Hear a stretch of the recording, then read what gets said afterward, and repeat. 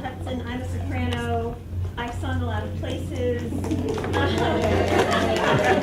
done a lot of things, but today the only thing I have to do is make sure you hear their voices. So you have programs. Their bios are amazing. Please take the time to read them. I always get really irritated when people read things out loud to me that I can read myself. So I would love to jump in. I'm sure you all are wondering what was their inspiration for the works that are going to be performed today. So I would love if each of you would just take 2 to 3 minutes and explain how you came to be here. If you mind starting. I don't mind starting it off. Can you hear me? Yes. Good. I think I come at composing from a different place, maybe from my colleagues. One of the first things that I composed formally was for a choreographer. And I continue to write things for him because we just work together very, very well. And so the first, the piece that you're going to hear today is actually one of those songs that I created for him. It was part of a suite. And in the suite, it talks about the cycles of life, essentially, and going through life, being raised by a nana or grandmother that told her everything that she needed to know, and then going out into the world and what happens when that nana dies. And so Wanting Memories is the last song in the suite. Before that is a song that says When I Die, and then before that is a song, 2 other songs, which I can't even remember the titles of right now. But anyway, Wanting Memories is the one that people have picked up, and I'm very happy about that. And so Wanting Memories is knowing that you're at the end of life and remembering who you learned things from, what you learned from them, and wanting those memories to enrich you as you move further into your next journey. Yeah. All the amens. Well, my work, The Cry of Jeremiah, is really more about one particular phase of life, so I'm going to feed upon it. She's talking about the end of life. In my particular work, Jeremiah, a prophet, when he became a prophet, the Lord told him that he was going to speak to the people, and that when he spoke to the people, it was basically going to change their lives. But like with many of us, when we step out to speak truth, it is not always received on the front end. And so this whole work is about how Jeremiah is complaining to God that you told me this was going to go well. And that's what we all pretty much say. I thought this new job was going to go well, this new life was going to go well. But before the well, there is trouble. And so he's experiencing trouble. And so my desire was to take the poetry that was given to me, which is based on the 20th chapter of Jeremiah, take his exact words and try to put the emotions that he experienced through the music and through the singing.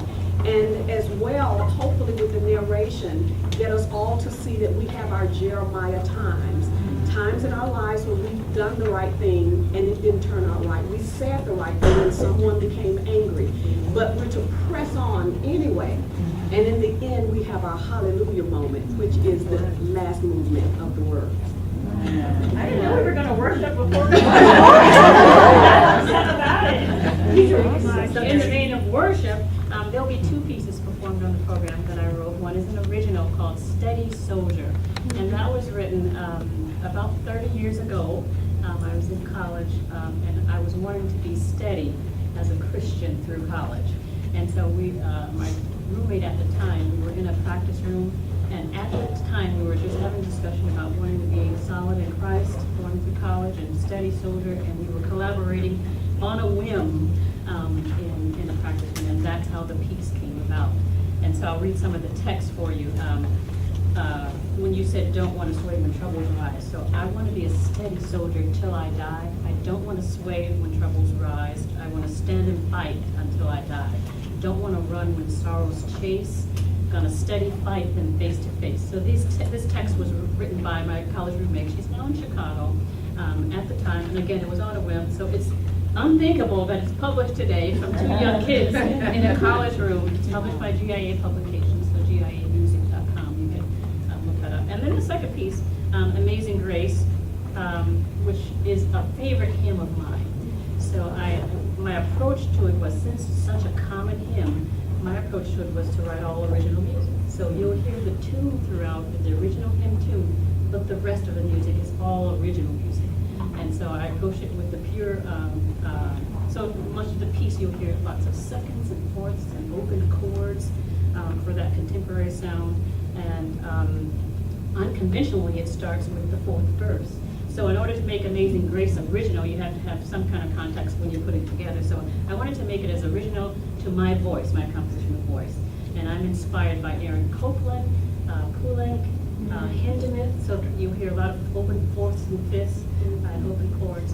And so the first verse you'll hear just in its purity, the tune where the choir sings in unison. And as the song builds, each verse there's new counterpoint, text painting. You're going to hear a lot of Amazing Grace where each voice is sort of taking that, the Amazing Grace into their own voice, so to speak. So each line becomes a solo. So look for those kinds of things as each verse progresses. It's more counterpoint, more involved musically, which creates the dissonance. And again, the contemporary sort of style that is original to me. That's the other thing I wanted to say about that piece. The other unifying thing to the piece is that throughout I chose to have one whole step. So you'll hear that throughout every measure in the piece. So listen for that unifying piece where you will hear that essentially in every measure to tie the whole piece together. Wonderful. I'm inspired to get on my music theory. And see what damage I can do now. I wanted to add that the Steady Soldier, these two pieces are for sale today for $235 each in the lobby. And also there's a bundle of some other full pieces that I've written that are for sale as well. And so Steady Soldier is a cappella, and Amazing Grace is with choir and orchestra. Yeah? Good afternoon. First of all, I'm just honored to be sitting at this table among these diva writers. The piece that the Swing Low, and it actually goes into Ride Up in the Chariot, which I think was a Benny Jackson Keys piece that I heard in the adaptation of that. This was a combination of pieces that I had done with, I think, Spirituals and Concerts for Catherine Barrow and Jesse Norman in 1990. I'm sorry, did everybody catch that? I didn't want that to fly by.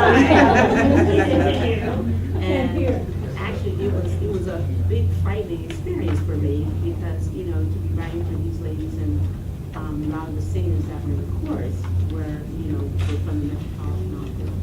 I was working with James Divine, which was frightening. And so there was a lot of prayer that went up after this, for this project. And usually when I'm writing, I try to ask, God for inspiration, and try to write with inspiration. So sometimes pieces come to me in sections. Sometimes it will come to me in, a flow of something, where it will just come at one piece. But this particular piece the one that you will hear today is where they have rewrites. So I had written a first version, and when you hear Swing Low, most of the time it's somber and sad, So I had all of the strings and things going on, and she wanted to scrap a lot of what I did, so I had to rewrite it. And I'm saying, oh my goodness, yeah. She wanted something more upbeat. So in other words, a more anticipation of heaven and something lighter. So what you're hearing today is that rewriting and getting that new thought.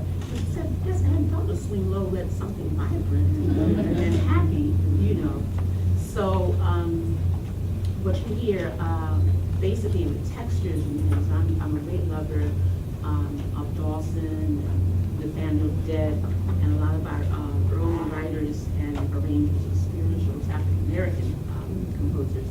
So the textures things that I tried to emulate were what they did in the voicings, either 4-part DC and the men, 4-part DC and the ladies. I always think of those old black and white films, you know, where you hear the angel and singing. So you'll hear that a little bit, you know, and what's going on. This is also this is a piano production of the orchestration, and so it just was, like I said, it was a wonderful experience, you know, being able to actually do this arrangement. So I'm hoping this is something you. I am sure we all will. I am personally excited. I have my seat all picked out. I wanted to open this up. Well, there will be time for questions, by the way, I promise, and I will save time at the end. But I'm sure folks listen to your music and feel like it's magic. But I know just enough to know that there's blood, sweat, and tears that often goes into it. I'd love to know about your creative process.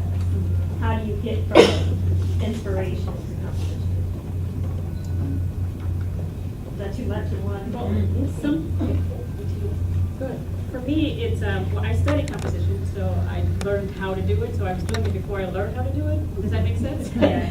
So I tested out like music theory the first 2 years of music theory because that was the God-given gift that God gave me of music theory. And so, but I learned what I was doing when I started studying it. So my approach is, before that, was inspirational. So I would play chord progression, 1, 4, 5, 3, 6, 2, 5, 7, 1, 6, 4, 5, 7, 1, and then maybe embellish upon it. So to get inspiration of a tune or improvisation, and they say, oh, I like that motive. And then it's kind of like writing a book. You know the title that you want to write, and you say, I'm going to write the first chapter, it may be about the first 5 years of my life. Then you expand on that idea, right? So that's how I do it now. I take it and first to sample this piece. I knew that if it was a common hymn, that it couldn't be just the original progression. So it's all new music, and I chose to make it my own. And so as I was writing out, I said the first verse would be unison, the second verse would be both counterpoint of unison, but imitation. The third verse would have counterpoint. And so I built upon the music that you hear in the first couple of pages. I built upon that, and then it progressed into the when we've been there. So I sketch it out in that way. But the Study Soldier, as you heard, was just on a whim. And we were in a practice room as young kids, as I said earlier. And so I just started playing around with what I thought. If you wouldn't mind, can you take some of these and pass them around? Just take one. It'll give you an idea. Oh, sure. It'll give you some of the thoughts behind the piece that I've said here. What was I going to say? So I was just playing around with what I thought a spiritual would sound like as a young adult. So the piece you'll hear will say it'll sound like something you may have heard, but it's just characteristic of a spiritual. Yeah. So this is Wanting Memories is at the end of life, and one has started out and gone through all of the phases of life, and is wanting to recapture. I have a tendency to keep a steady bass line and a steady rhythmic pattern as the base of a lot of the things that I write. So you'll hear this repetitive bass line throughout, but you'll also hear the ups and downs of what happens during that desire to come to a peaceful end. So, yeah. Okay, I was saying that I was trying to think what to do to write, to make it brighter.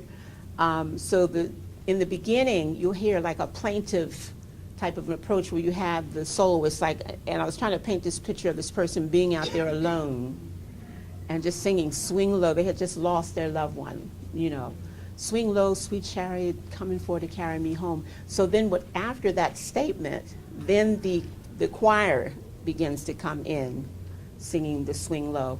And then you hear this voice, and the voice of Kathleen was the one who sang this piece. And she's the one who's supposed to have lost her loved one. So the choir is like, and I keep saying the old black and white films because that's kind of what I was working from. You have the Green Pastures and some of the old films. And so that's what I kind of had, the people singing around the house, for the person, who had lost their loved one, and this woman is weeping. But then you get to, it's what she's anticipating, in more of a joyful type of way because of the way that Kathleen wanted it. And then you have Ride Up in the Chariot, which is glorious. It's more of a joyous type of an approach, to what's going on there. Same thing. Again, it's thicker, textures. I guess you say more, I almost think of it like almost like barbershop harmonies. So they're close and they're thick. Okay, and so I pretty much had that kind of thing going on between the men and the women. And so that's, pretty much, what I do is just like, how is it going to come to me? It seems like, as I said, it comes in pieces sometimes. And sometimes it takes a few weeks, a few days, sometimes a few hours. And I just live with it and live with it and live with it until finally I said, okay, I think this statement has been made. And I think that's, it's a process, for all of that to happen. But I just usually have to live with the idea first. And then, okay, what are we going to do? I'm to a word person, a spoken word person. So normally if I'm given a text, whether it's a poem or a scripture, I just speak that poem or that word over and over until it germinates. And normally a melody will grow out of that. And for me, my goal is to, again, like you, express the meaning of the poetry. So in the first movement of the cry of Jeremiah, is not his word like a fire shut up in my bones. When I hold it, it consumes me. I must declare the word of the Lord. So that first movement is going to start with fire. And that's what you're going to hear the orchestra creating is fire. And the voices are also supposed to be very intense. And I was having my Handel moment. For those of you who don't know, my Handel and my Baroque and Bach moment. So this particular movement is full of lines that are overlapping, counterpoint. And so you're going to get one line that you hear over and over, is not his word, it's not his word, it's not his word. Everybody's coming in with that same independent line. But it's supposed to be depicting the first emotion that Jeremiah experiences, and that is, I'm mad that I've got to go through with this. But because he is compelling me and I'm called to do it, I don't want to do it, but I have to do it anyway. So that's that sort of struggle that you will hear in that first movement, and it's done through the counterpoint. The second movement, Lord, you have deceived me. I was deceived and overpowered all day long. I stand here ridiculed by these very people you told me to talk to. Come on now. You have deceived me. And that's what that whole movement is about. And so in that movement, I call that my African movement. And you're going to hear the African drums in that particular movement, that underlay, and it has a soulful feel. It also has jazz colors. So that's my little African movement. So I'm kind of bridging. I've got my classical training. Here I understand my heritage, which is the African heritage. I've got my jazz influences. They all come together in this particular movement, and I use this movement because of the sultriness of the jazz, that the soul yearning. And he's saying, you deceived me, but he loves it anyway. You deceived me. I don't want to do this, but I've got to do it. So you're going to feel that pull of, I'm wailing, and you're going to hear the choir go to a wail, a soulful, almost spiritual wail in the middle of that particular movement. And then in the middle of it, he says, they all mock me when I cry out. They all mock me at your word. I am tired of being ridiculed. And he looks up at God one more time and says, because you deceived me. He's saying, you lied to me, God, that this was going to end well. You have prevailed. And that section ends with a and those are the Africans, and it begins with those Africanisms of the voice being used as a percussive instrument. You're going to hear that as the men portray those percussive instruments, the women sing the melody above. But at the end, Jeremiah feels as if God has punched him in the gut. And that's why you hear the as if what you would make, the sound you would make if somebody punched you. And then he releases. It's what you're going to hear the choir do at the end of that particular movement. And then in the third movement, Jeremiah, he was anguished, but now he's mad that he was even born. He says, "Cursed be the day that I was born." So in this movement, we've come out of this sort of I'm so anguished, but now I'm mad that I'm even here, and he just keeps calling out curses on his life, and he curses the man that even came and told his dad that you've got a son. He says, "Curse it, curse it, curse it." So this is another movement that's going to have a lot of counterpoint and cymbals and bass drum, just loud sounds. But what I do is I go back to the first movement to let you know when we are upset, we kind of go between emotions. So he's mad, saying, "I curse the day." But if I should say, I will not mention him. We're speaking him more in his name. His word is like a burning fire. He said, "I curse the day that I was born, but I gotta do this. Something just compels me." And I love that, because we all have times, I've taught students at times, and I'm trying to love on these students, and no matter what I do, yeah, you can say that about your own children. They keep coming at you, and you want to be angry, but love just compels you to do what you don't even want to do. That's what I want to paint in this. We all have these Jeremiah moments where we don't want to do something, but we just can't help it. So when this is the last I one. was saying we're about to start running around. Okay. And in the last movement, it's a gospel song. Because in the gospel, especially back in the day, we all gathered as the church, at the church, as we were talking about earlier, whether it was for the civil rights movement, whether it was because we lost a loved one, the church was the center of the black community. So I felt like we had to have a hallelujah moment, where, because as he works his way through this, he comes to understand he's going to make it through. The difficulties are just for now. But eventually his soul will look back and wonder, "Oh, I got over." And that's the hallelujah moment. So y'all know gospel, that's what that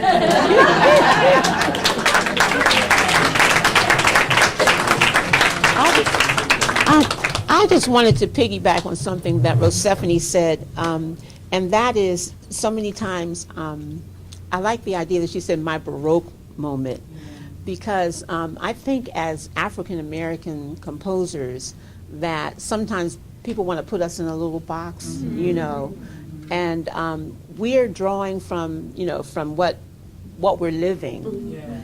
And our educational experiences, because I had a person to say, I wrote a piece for someone, and it had like a Handel film. That's what I felt. You know, that doesn't sound like you. I said, well, it is. You know, they've heard mainly my spirituals. It's interesting that a lot of my writing has been the spirituals, arrangements. But every now and then I get something that's different. And I just recently, in the last few years, did something for some children. And I incorporated a hip-hop movement, you know, in there. And I said, just for children, they need to experience the hip-hop. And this person wanted me to do things that were authentic, more authentic type African-American things. So I said, well, okay, we're going to do the spectrum, because it's kids, you know, going up into high school. So one of them had a touch of the... I guess you could say what do I call it? The lined out, feeling like the Dr. Watts.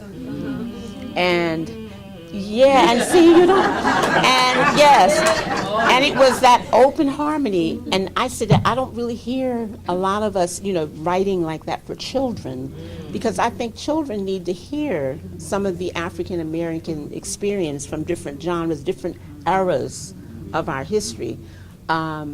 And they need to hear, you know, see the various types of spirituals. We're doing gospel. There's different eras of gospel music, you know, because sometimes somebody might stay in the Edwin Hawkins era, you know, but then you're forgetting all the blind boys of Alabama, you know. So I just think that, you know, and I think after I had a chance to actually work with Duke Ellington, which was a fabulous experience, and singing one of his sacred concerts. And that's when I first heard an African-American composer actually using the folk, music within his music. You could, I think it was a piece that he did called Harlem.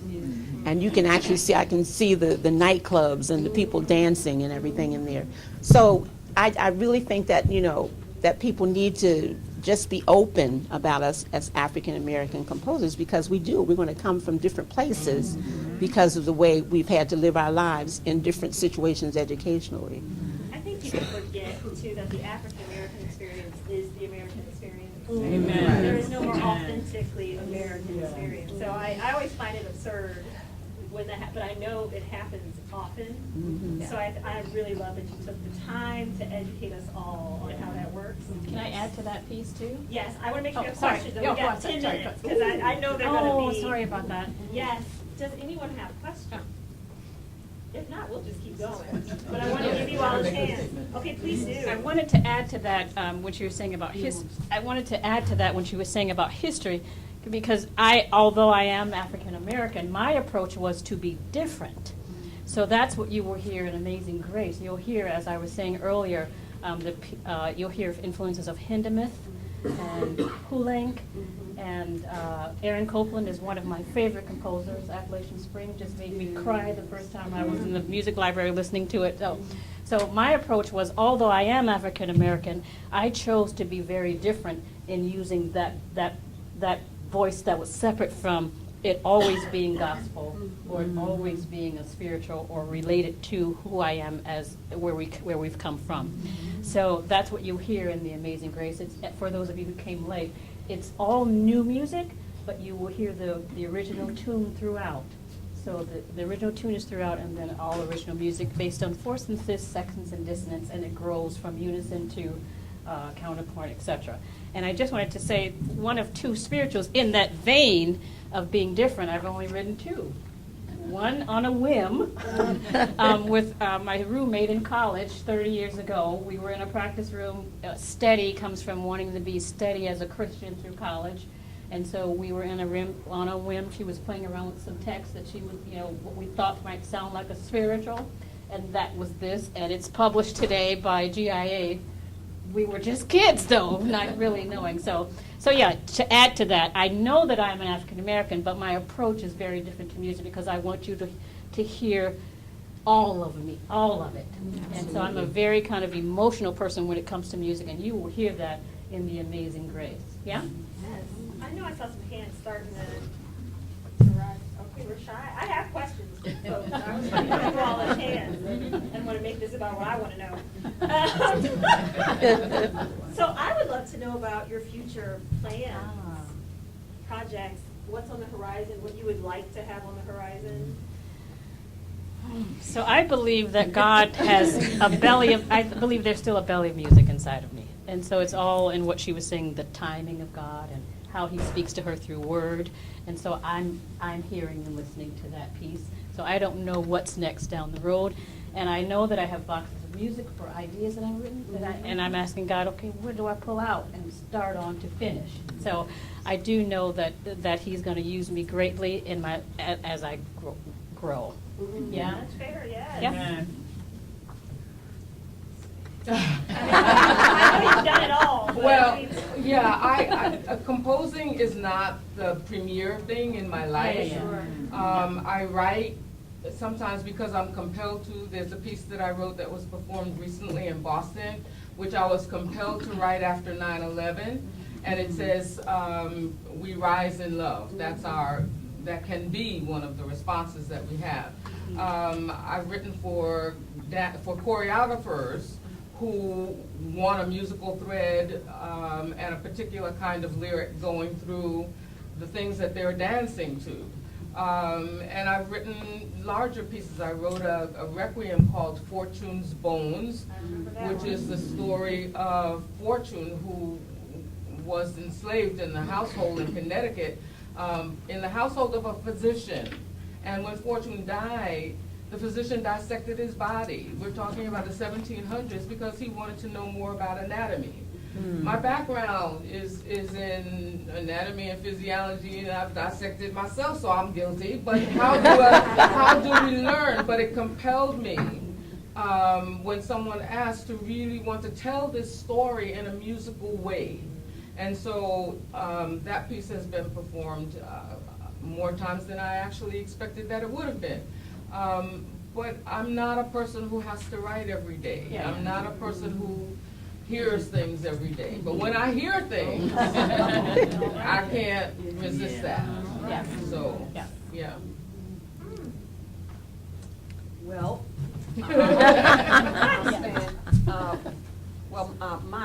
the work that I'm working on right now is a commission on the life of Harriet Tubman, based on the release of her stamp. I was asked by, I'm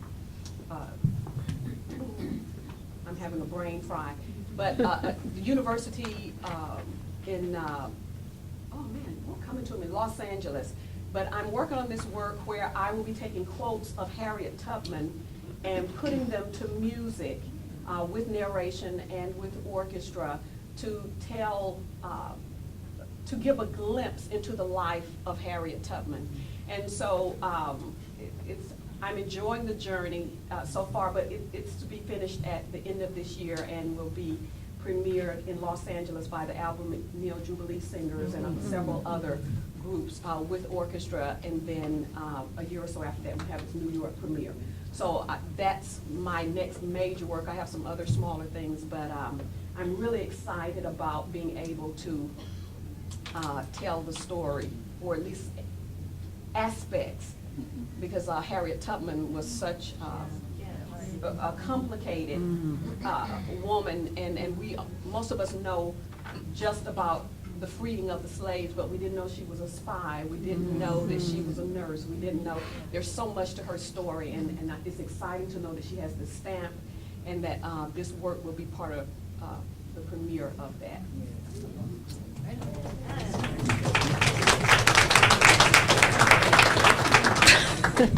I guess I must be next. Well, I was just telling now I had a very interesting weekend. On Saturday, there was a premiere of an arrangement that I did for Duke Ellington's School of the Arts, and they have just done this fabulous renovation of their building in Georgetown. And so I did orchestration and also a choral arrangement of that. Another one, fat textures and everything, and all kind of things going on, and percussion and everything, crashing and banging. So that was on Saturday, and then the DC Boys Choir, we're getting ready to take a trip to South Africa in July, and they just did an arrangement that I did a few years ago, SSAA, well, I guess you could say SSSAA, arrangement of Margaret DeRoe's High Praise. And it's done with organ and piano. So so that was yesterday, and then we're here today. And so I said, this doesn't happen to me much. So I've been like running from one rehearsal to the other, and here I'm today, tongue hanging out, But it's a good thing, and I'm very excited that has happened this week, and it's very encouraging, actually. But I'm also working on a work that's getting ready to be performed in August. And what we were doing was, there's a few composers that have been asked to lift the Bernstein Mass concept. And keeping in mind Bernstein's approach, but then we're trying to filter in our own, approach as well. So I'm working on a credo, and I just finished doing, what was the first one that I just did, because I was doing two pieces for that. Prayer for the Congregation, I think it was called. So, and it was interesting, being a part of that, because, again, you get a chance to explore different genres, so I had a Gregorian theme going on, and then a little touch of jazz and all kind of things, a little touch of gospel going on. So that was a very interesting project. So now the credo is a whole nother concept. So we're still working on that. And then, I was trying to think, what's the other project that's about to happen? Oh, and I'm getting ready to do an orchestration of a work that I did for about 3 choirs. This is for Alfred Street Baptist Church. It's getting ready to celebrate a momentous birthday celebration for the pastor. And so I'm getting ready to do an orchestration for that.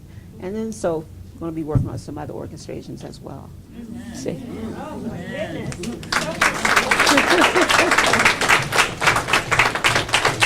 So, I hate to do it, but we need to close out because the concert has to start on time, and you all have to make your way up there. How can we keep up with you? 20 seconds, what's the best way to follow Deirdre you? Robinson Music at gmail.com. And my music will be for sale today, so you can pick it up on the lobby account on your way out. Stephanie, what's the best way? RosephaniePowell.com. All right. SayingBarnwell.com. Yeah, EvelynSimpsonCarrington.com. Well, we have to kind of update what I'm doing. You all, thank you so much for taking the time. Yeah.